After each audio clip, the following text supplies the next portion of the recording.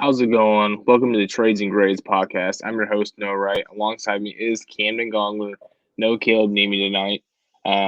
We are back here after 1 week of the NFL. Finally have some fresh takes for you after long off season of kind of going over the same stuff.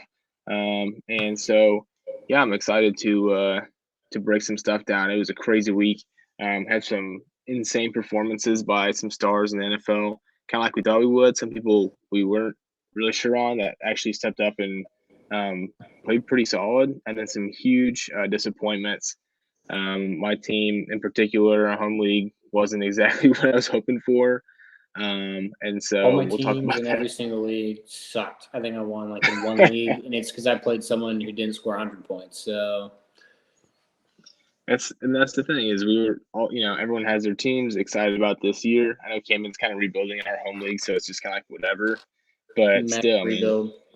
I'm in dead massive last after rebuild. week 1. So Yeah. So I mean, hey, it is what it projected to win is. big time this week though. I got like a 50, close to 60% chance to winning. I think it's 56. Really? So yeah, that's I mean, we have the whole off season. We get super excited about these teams, and then you get in the first week, and I take it back. The league I'm in with Caleb Nemi, that team's shaping up to be pretty freaking good. I have all the young guys in that league, and I did well in that league.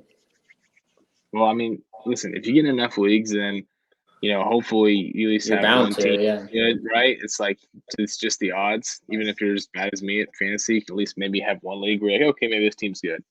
I just have all the young guys in that league. I have like Gabe Davis, Pittman, Javonte, Lamar, St. Brown, like Bateman. Like I just started them all. All those young wide receivers. All my receivers got like 20. Yep, you gotta love it. But before we get into any more, don't forget, if you're watching this on YouTube, please like and subscribe. And if you are listening on Apple Podcasts, Spotify, whatever you're listening to, please give it a rating, review. I really appreciate that. Really helps us grow as we get farther along into this, which is like episode, I think either 19 or 20. Been doing this for 6 or 7 months now. And so now we can talk about real fantasy football. So I appreciate you guys. If you go ahead and, like I said, like and subscribe or leave a rating, we'd really appreciate it. But yeah, let's get into this week. So I didn't get to watch that many football games because we're rebuilding our house. We're renovating our house. I think I watched every single game. We had Red Zone, and I went to beat ups for half the day. I think I watched literally every single game. It sounds like a beautiful day. So, you know what? We'll start off on a high note. We'll go over guys who absolutely feasted this week. I think the most overwhelming one for me was just watching Justin Jefferson's performance. We all knew Justin Jefferson was going to come in, be that guy. He's pretty much the wide receiver 1 in Dynasty. And now you have Kevin O'Connell, which we talked about, coming in and having that Rams offense from last year as you watch Cooper Kupp get ridiculously open.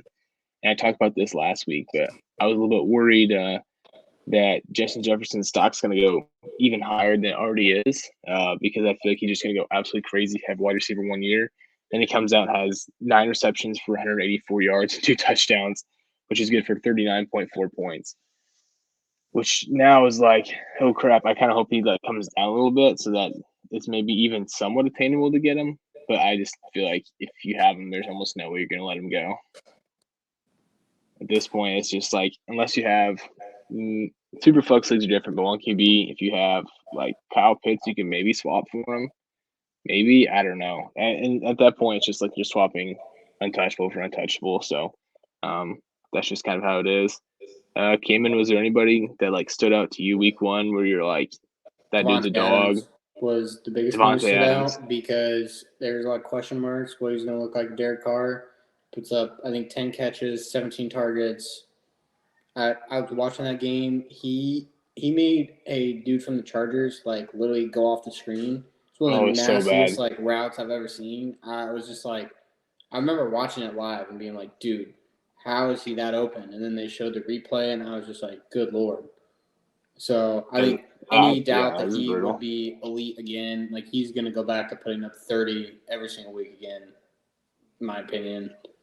So that was a question mark. That stood out to me just because I was a little curious. I think everyone was how good he was going to be, and I think he showed he's going to be top 5 again this year. Yeah, and I mean, speaking of that, you look at the three of the best wide receivers in the NFL that switch teams and Davante Adams, AJ Brown, and then Tyreek Hill, all new landing spots, and you're a little bit unsure of how they're going to finish this year. And they're all a little bit older as well.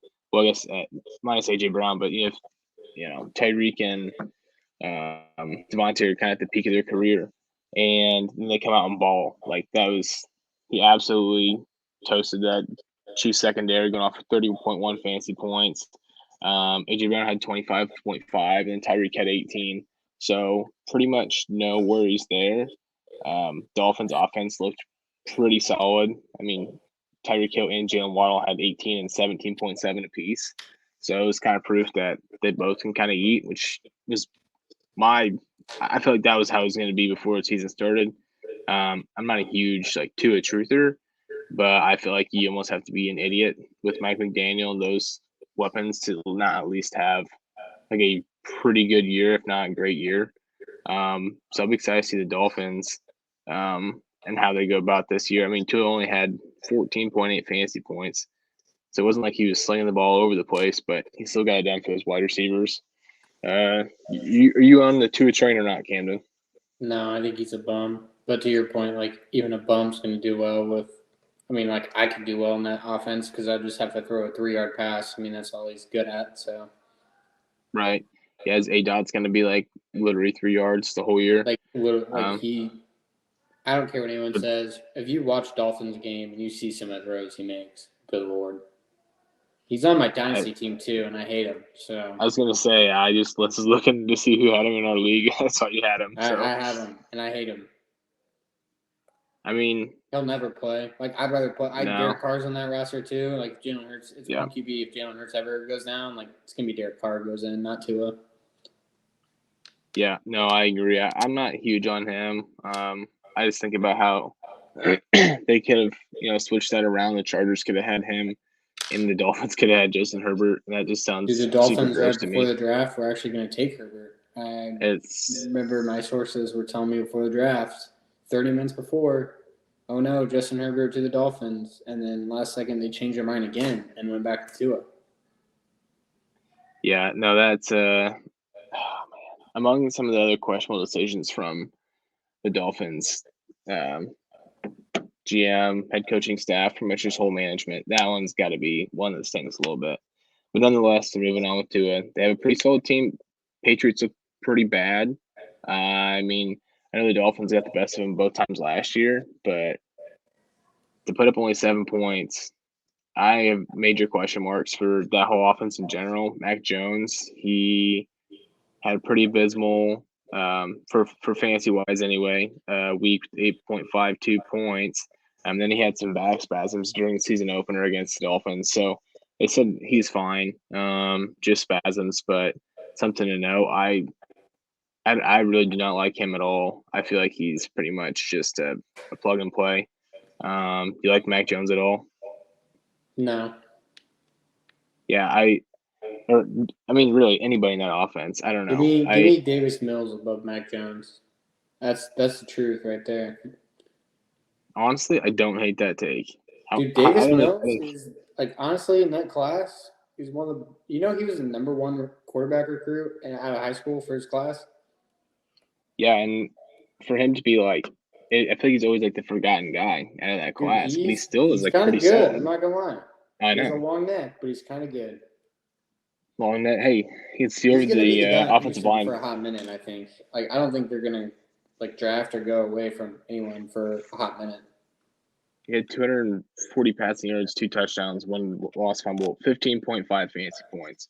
So I mean, he's not. But dude, he was solid last year too when he played. He was. He had a stretch where he was really good. I think he had the most games that was of a QB1, most games over 300 passing yards as well out of all the rookie quarterbacks. So, I mean, if you're looking for a quarterback, if you have Dak Prescott or something, and you're in a deeper league or you're in a dynasty league, you need to pick up or you're trying to trade for somebody. Davis Mills is definitely a cheap QB2 that I'd be looking for. I think he'll be there for a while too. I don't think he's going to go away. Yeah, I mean, I didn't think the Houston Texans were going to be anything. I'd take him over but Mac Jones, honestly. Like, if I were in a startup dynasty draft, I would take Davis Mills over Mac Jones. I probably would. I think the only hesitancy is the lack of security, I suppose, where like the Patriots going to be like he's okay. Really secure.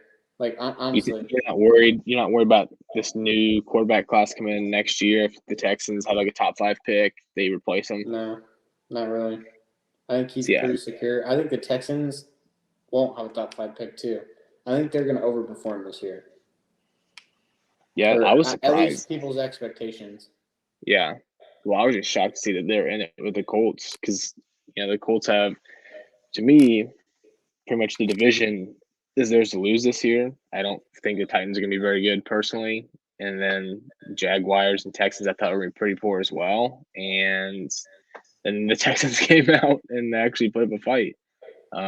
So I don't know now. It'll be an interesting division in the next couple of years because a lot of teams in rebuilding mode. Colts are really the only obvious ones who are trying to win. Like the Texans, you could say they're trying to win, but like they're starting Ryan Tannehill, who's not going to win them jack crap, and Derrick Henry's on his 9th leg. So I mean, outside of that, they literally don't have anyone outside Derrick Henry. Yeah, and I mean, we can talk about Derrick Henry real quick. I was going to leave him for the kind of the poor performers, but how are you feeling about Derrick Henry's outlook this year? Do you think he can be back to what he was? He had the volume. Like I'm not like overly worried about him, to be honest. I wasn't sure. I feel like he's kind of a wild card just because he was Derrick Henry last year. He's a dog, has a foot injury. Now he's 28. He's had a lot of miles on him. And then he goes we had 21 carries for 82 yards, and that was it. He's not getting any catches. I mean, that's not his game. He just didn't have a touchdown. If he breaks one out, like he's fully capable of doing, any one of those rushers could have been a breakout for 30 or 40 yards. One of Max Stanley runs into the end zone, and now he has a good week. So I agree. I feel like he's going to be fine. If anything, in redraft, In redraft, yeah, correct. Yeah, and I feel like maybe even if you're a contender in Dynasty and someone's like, they're in a weird flux where they're trying to get rid of him, and he's like, kind of bad, and had a bad week, and now he's old or something. Perhaps a buy as well. I know Bates has been trying to sell him to me. There was an interesting trade where I sold Derrick Henry for Chase Edmonds, AJ Dillon in I think 2023 second, which is my own, which is going to be a pretty early 2023 second. Yeah.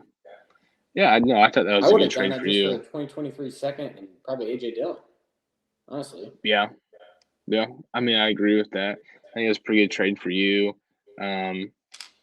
If Chase Edmonds has a pretty good week, or like if he can stretch along like a couple of 15 to 20s in the next few weeks, I would 100% dump him off to I know Stowe's looking for a running back, and I think Stowe Thomas is as well. Well, there's that. And no, Stowe doesn't hate you at all. I'm pretty sure he does. I'm he does. I promise. 8% sure he hates me. I promise. I would tell you if he did, but he is not. But yeah, no, Derrick Henry could be a buy low for redraft right now, so we'll see. We'll move on to the next guy that pretty much, I mean, he had the best year of his life last year. Was he going to be able to continue this year? New coaching staff, sort of, with O'Connell gone. We're going to talk about Cooper Kupp. Cooper Kupp had, again, I wasn't sure if he was going to be able to keep up what he did last year. Comes out, shows out yet again. Proves, I wouldn't say I was thinking he's going to have a down year, but for him to continue to be as good as he was last year is almost impossible.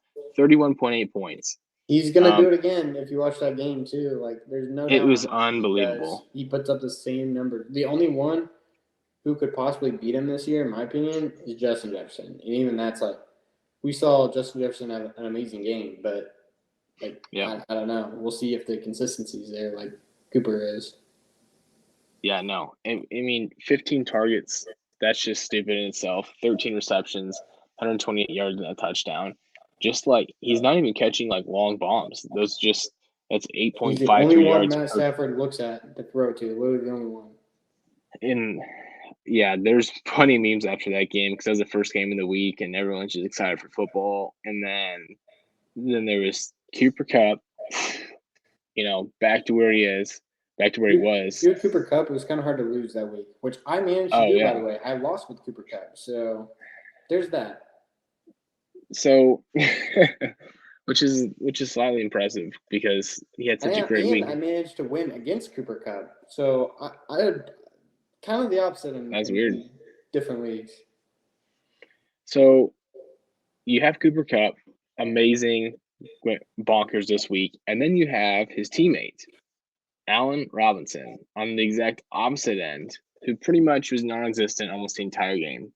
We were on here talking about how Allen Robinson was a buy during the offseason. At least I was. I can't remember if Caleb had him as a buy for a wide receiver contenders, if that was me. One or the other. We all had pretty much aging wide receivers we felt like were buys.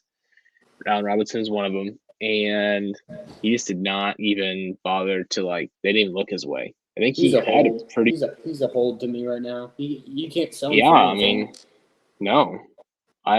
People are going to overreact so hard on that one.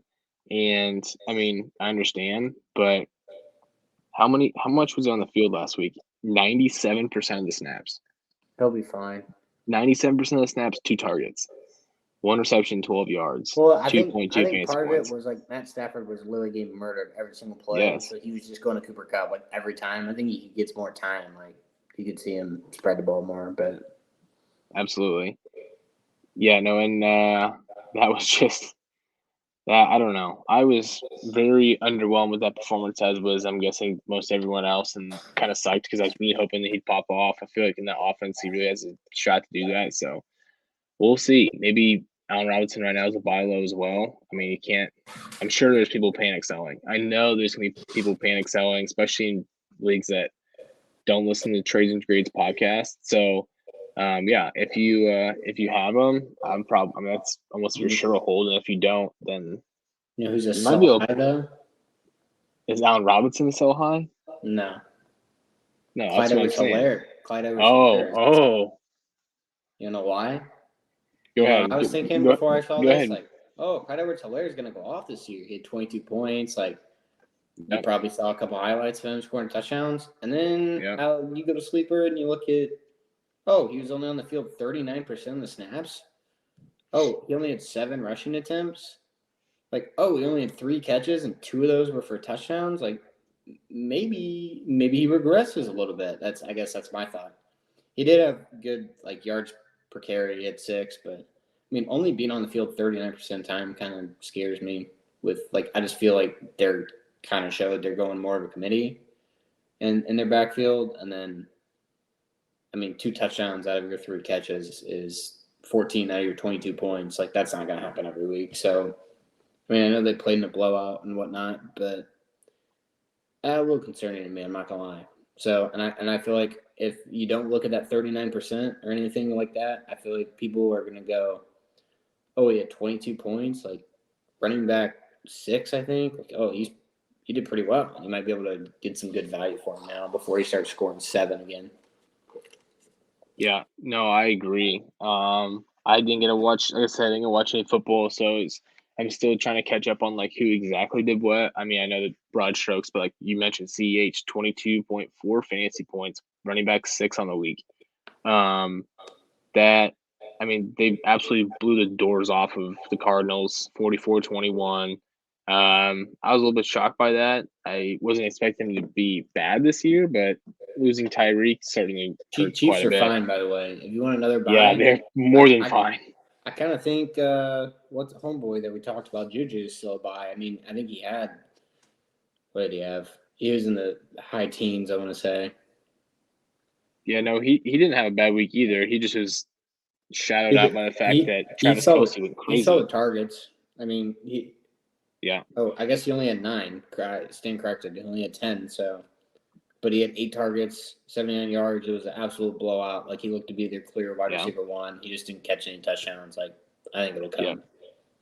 I'm not sitting him on any of my teams that I have him on. He's a must start for me every single week. So. Yeah, I think it'll be interesting. Mahomes kind of mentioned that they're going to have more like wide receiver by committee this year, so it might be a different guy each week. It probably will be, but I still think Juju's the top option behind Travis Kelce, obviously, because Kelce is just a monster, and he had 26.1 points last week. Pretty much exactly what we thought he was going to do. 8 receptions, 121 yards, and a touchdown.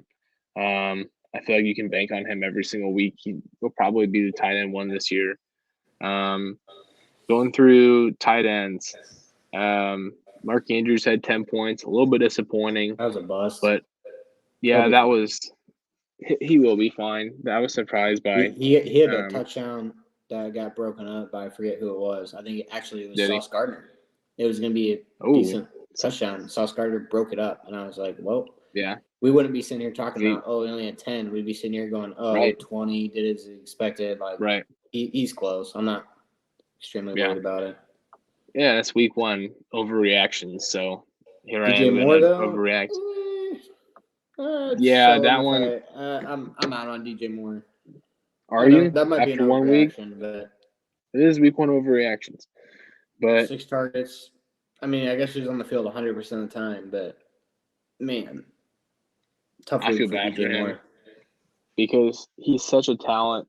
Only wide receiver that's had 1,000 receiving yards in each of the last 3 years. Maybe it's like 1,100, something like that. And so he just never have the touchdowns. We talk about his quarterbacks have always sucked, and he gets Baker, which is better than Sam Darnold. Not amazing, but still, you kind of have to be okay. No more excuses. This is where we are, and gets out. Played by Robbie Anderson. So I was 1 year late on Robbie Anderson. I was a little sad about that. Yeah. But no, yeah, he certainly didn't have quite the week. CMC didn't have quite the week that I was expecting as well. He's kind of getting built up slowly over the offseason. He had 15.7 points.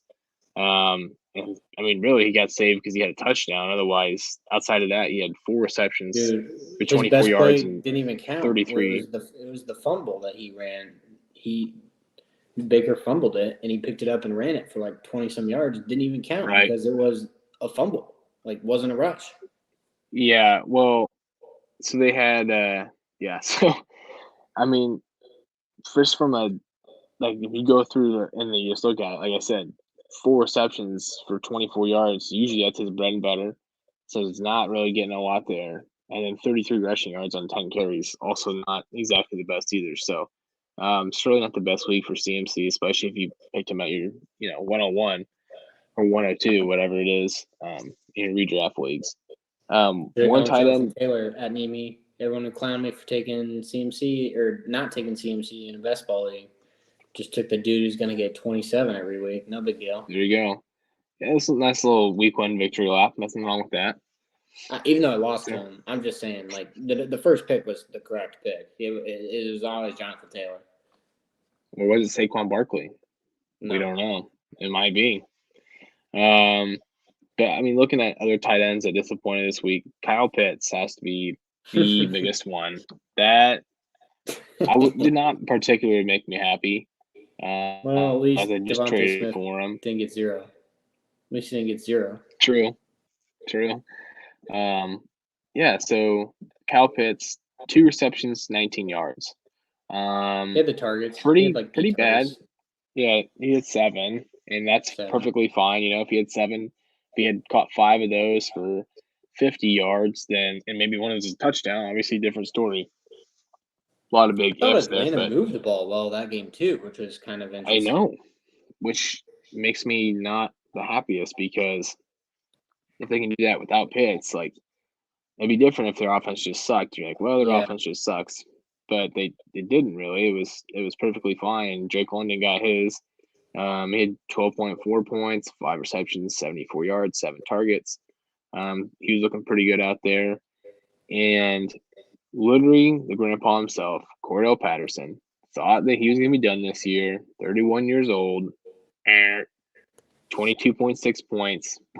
Running back 5 in the week. Yards, though. I mean, like, just ridiculous. I know he did well, but like, he literally set his career high in rushing yards that week. So I'm not going to overreact and like be like, oh, I gotta go get him. He's gonna be a dog. Like, he's like the fact that was a career high, probably not going to do it again.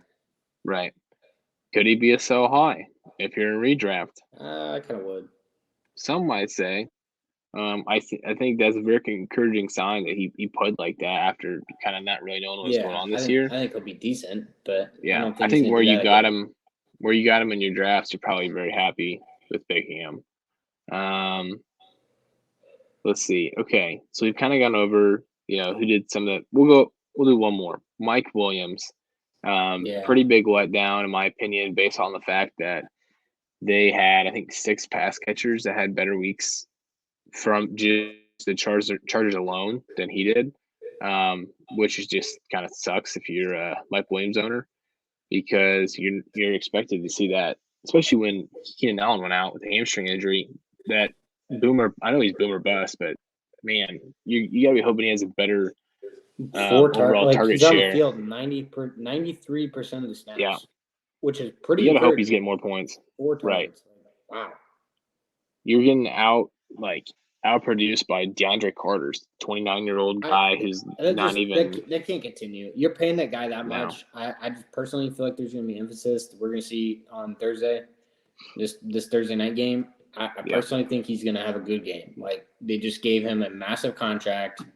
I think Herbert will still spread it around more, but with Keenan Allen out and a Chiefs secondary that's not like amazing, to me, like, Mike Williams gets at least 15. I'd say 15 is, I don't know. I just feel like he's going to have 6-7 catches for X amount of yards and then potentially a touchdown. But I guess we'll see. I feel like we saw that a lot last year. He would score 3 and then followed up with like 40, and then he's definitely boomer bust. But with Keenan Allen out and you're paying him that much money, like, right? I just feel like at some point he's going to go crazy. Yeah. So I have him in a decent amount of leagues. To me, he's like a must start, even though he might lose you the week. Like, he easily could win you the league. And I really don't want to leave him on the bench with 40. I agree. Yeah, he's a must start for me, regardless, just because my wide receiver core is kind of hurting right now. Chris Godwin's out. Godwin out. In our home league. Oh my gosh, Mike, you gotta be kidding me. I didn't think he was gonna be coming back this fast anyway. I was fine if they held him out for a couple weeks. He probably shouldn't have played in that game. No, shouldn't have played. Dude, that wide receiver core at one point they were out there. Mike Evans, Godwin, and Julio were all out with like injuries. Yeah.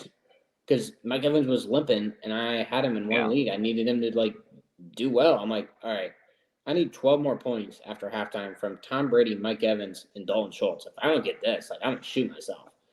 So. And then Mike Evans finally caught a couple and then caught a touchdown. And I was like, all right, I can go to bed now. But good Lord, that receiving core is in shambles there for a little bit. Yeah, Tom Brady. Julio looked really well, too, before he got hurt. Yeah.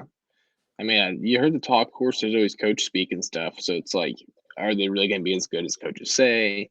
But, I mean, it seemed like he looked pretty solid.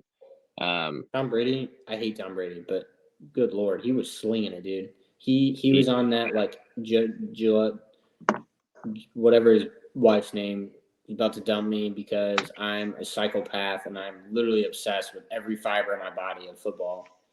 His wife basically said, like, me and the kids are football, and Tom Brady's out there Monday night chucking it as hard as he can to Julio and the boys. So he's a little crazy, but he looked good. Yeah. Can't believe he can throw as far as he can for how old he is. No, I know. And I did get to watch some of the Thursday night game, and Josh Allen. And I know Josh Allen's a quarterback one in Dynasty, he's quarterback one in redraft, but holy crap, that dude can throw a football. I mean, unbelievable. It is so much fun to watch because he's so strong, and his passes are so on point. Some of those passes to Diggs and Gabe Davis, I was like, holy crap. Right exactly where they need to be, right on time. He throws a million miles an hour. And I just don't see him not being a quarterback one for years, in my opinion. Like, he just becomes so good. Gabe Davis is another name who, unfortunately, kind of went off. Dude, he's gonna do that every game, though. I'm sorry, I think he's gonna catch a big one a lot. Like, I know he might be like boomer bust. Like, a lot of people might categories in that. He's not gonna get a super amount of targets. That dude's lightning quick. I think we could see, like, just based on watching him at the end of last year and that Thursday night game, he's in Josh Allen's arm and Stephon Diggs and all that. Like, he's going to catch some deep ones every single game, I think. Yeah, I mean, he's only 23. This is his third year in the league. He's tied to Josh Allen.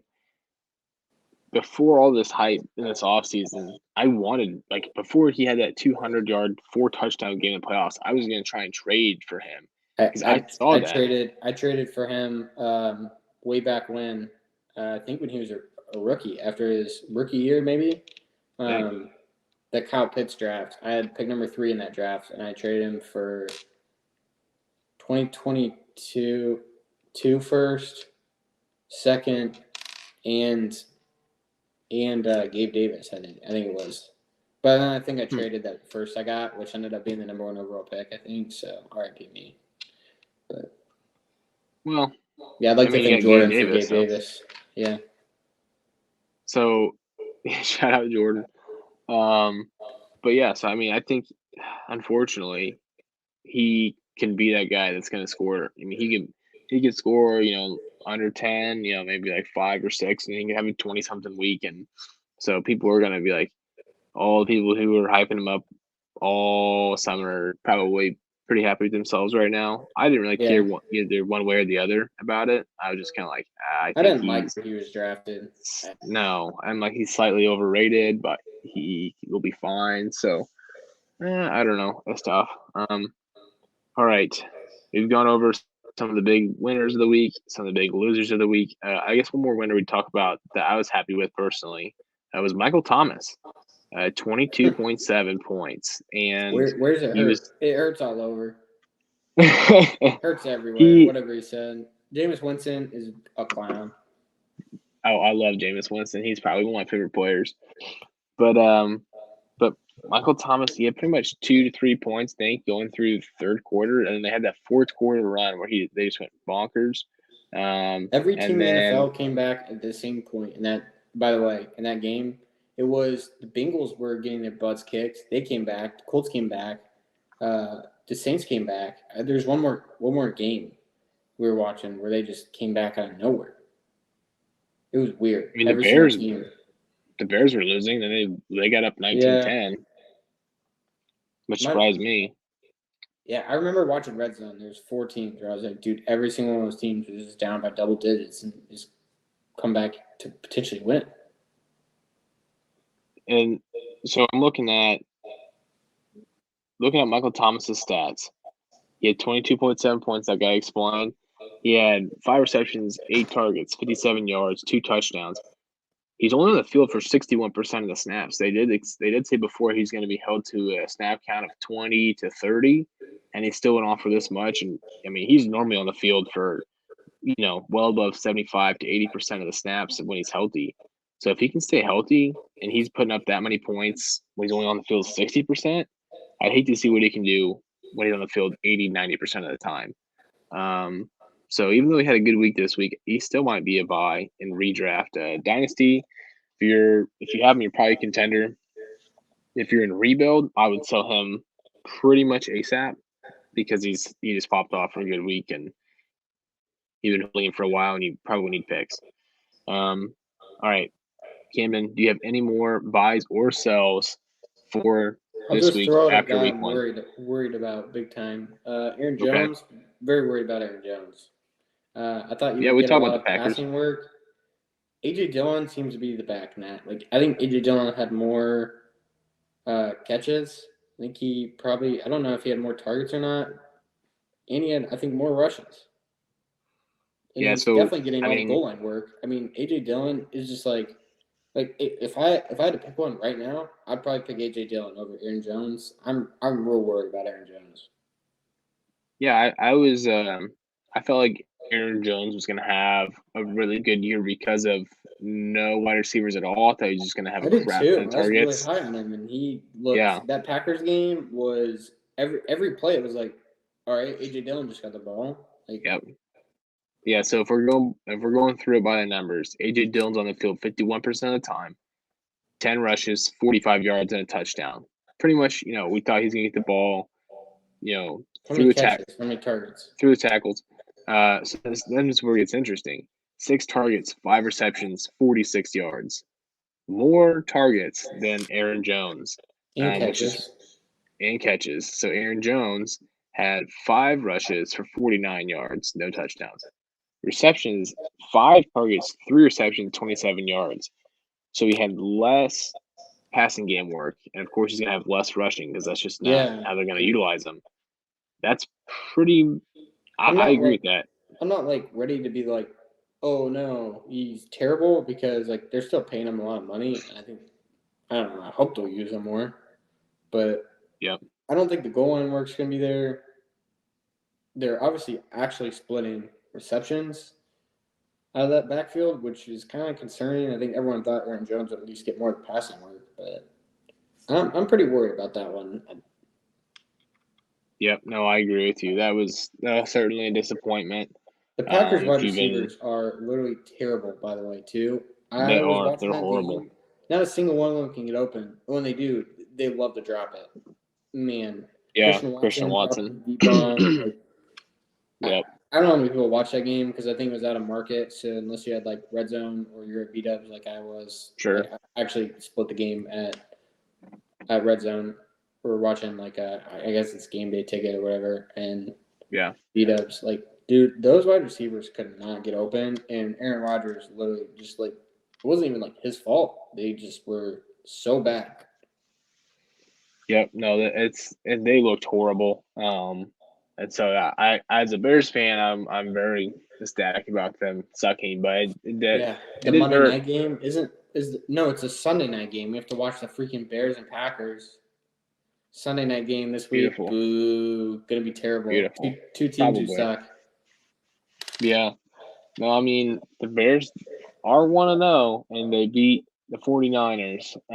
Who is 9-point favorites against the Seahawks this week? What?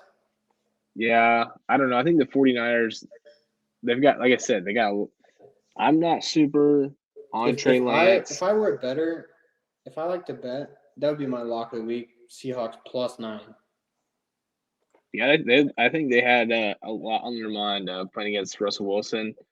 That was also terrible management by Nathaniel Hackett, the head coach of the Broncos. That was terrible, which is a whole other issue. But yeah, no, I think that Seahawks are looking a little bit better. Javonte Williams. Before I forget, Javonte Williams, huge buy. Javonte Williams. He only had 19 points, but he had 11 catches, which is the second most behind Cooper Kupp on the week. And he only played I think he might have played a little more than Melvin Gordon. But to me, it's a matter of time before he gets almost all the work. And I think even if he were to stay right now what he was, he's going to catch 6 passes a game because some quarterbacks, when they check down, some of them like to check down to tight ends. Some of them like to check down to running backs. Russ loves to check down to running backs. Tight ends historically suck with Russ. If you look at him in Seahawks, it was always Metcalf and Lockett or the running back. And he checked down a ton in that game to Javonte Williams, and even Melvin Gordon got decent. He had okay. I forget how many catches he had, but I mean Javonte Williams. They were talking about this on the Manning podcast. I can't imagine by the end of the year Javonte Williams isn't almost taking over that backfield completely. And if he's going to get 6 catches a game with Russ as his quarterback, I think even at the rate he's going right now, and I mean. He's just going to be a machine. He's going to get, with 6 catches a game, he's going to be at least 15 every single game with that potential to go absolutely nuclear if he gets a couple touchdowns on top of those receptions and breaks off a couple long ones, which he's capable of. He's going to, to me, even though he had 19, I'm trying to buy him for the discount of, he's splitting carries. And it's going to be hard to do in a dynasty league because he's one of the premier backs. It's worth a lot. But then, in redrafts, almost specifically, you might be able to get him for cheaper than you might think. Yep, no, I agree with that. And I'd rather have Najee Harris, or I'd rather have Javonte Williams this year than Najee Harris. I agree with that. After week 1. Yep. Again, week 1 overreaction. So it could be, but it also I don't know. Could just be a reaction. Russ checks down to running backs. That's what he does. And I think Trubisky doesn't check down to running backs. You watch a lot of Bears games. Was he? I feel like he was always like a tight end check down quarterback rather than like a running back check down. But maybe I'm wrong on that. Well, and it might have to do with the fact the Bears haven't had a super great pass catching back. Montgomery's not bad, but that's not really his bread and butter. So, yeah. Before we get off though, I will say one more bye after week 1 because they played against the Bears, which is Deebo Samuel, and so I wanted to mention that before we got off. Deebo Samuel, he had 12.6 points. He had a fumble. The weather conditions were absolutely horrible. Complete monsoon, just pretty much a trash game. Only reason why the Bears won, most likely. And so, yeah, if you have Elijah Mitchell that's out now, Deebo's going to be getting a lot more carries. He's already Deebo's pretty going to much get running 6 back carries a game at the least now, if not more. I mean, how many did he have last game? He probably had 6 last game. Let's look. I think he had 8 for 50-something yards and a touchdown. Or no, I think he didn't get a touchdown because he fumbled in the red zone. Like he only had 2 catches. Like you really think exactly? I mean, he had 7 2 catches for. No, it was pretty much trash can weather. The rushing is going to stay the same. And he's going to have major receiving upside, especially with he's going to catch screens like he did last year that he takes to the house. And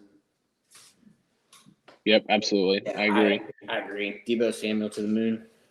Yep. If you can get someone that's panicking a little bit in one of your redraft leagues, I would capitalize on that. Or in Dynasty. I mean, if someone's sweating Deebo in Dynasty after week 1, then anyone on the 49ers that you're sweating, or even the Bears, arguably, like literally, check out any film on that game at all. Like they were literally playing.